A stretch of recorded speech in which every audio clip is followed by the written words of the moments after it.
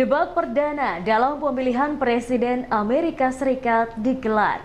Debat ini menarik karena kedua kandidat merupakan presiden yang sedang menjabat, yaitu Joe Biden dan mantan presiden sebelumnya Donald Trump.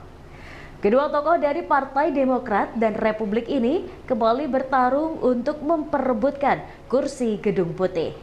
Hasil jejak mendapat selisih dukungan kedua calon cukup ketat, sehingga debat akhir Juni ini menjadi menarik.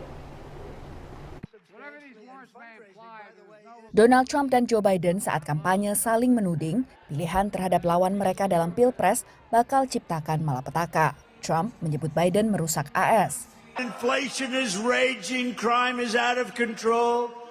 Europe is in chaos, the Middle East is exploding, Iran is emboldened, China is on the march, and this horrible, horrible president is dragging us toward World War III. Sementara Biden menyebut Trump akan menyeret Amerika ke masa lalu. All progress, all freedom, all opportunities at risk.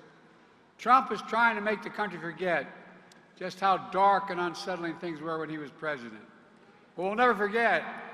Survei terkini menunjukkan selisih dukungan antara kedua capres relatif berimbang, membuat debat capres akhir Juni menjadi debat yang bisa menentukan. I think that puts sort of equal pressure on both of the candidates, both in terms of the opportunity the debate presents to them, but also the risks. Debat capres seperti kali ini cukup jarang terjadi karena melibatkan seorang presiden dengan seorang mantan presiden.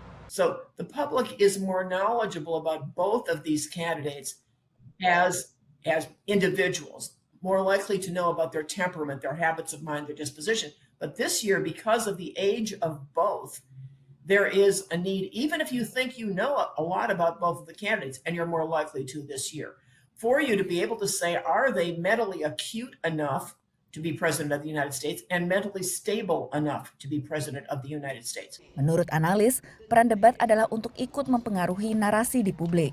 You've got to drive a message consistently across the debate, but then you want to have a couple of moments in the debate that are the shiny objects, so to speak, that the press will pay attention to and that allow you to exercise competitive advantage. Diselenggarakan pada bulan Juni, debat capres kali ini merupakan yang paling awal dalam sejarah pemilu Amerika Serikat, bahkan ketika kandidat capresnya belum secara resmi dinominasikan dalam konvensi partai masing-masing.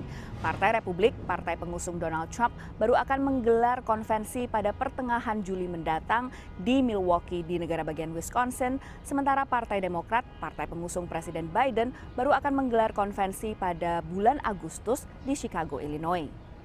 Kali ini, kedua kandidat tak memberi pernyataan pembuka dan mikrofon keduanya dimatikan bila tak sedang mendapat giliran bicara. Dari Washington DC, Virginia Gunawan dan tim VOA.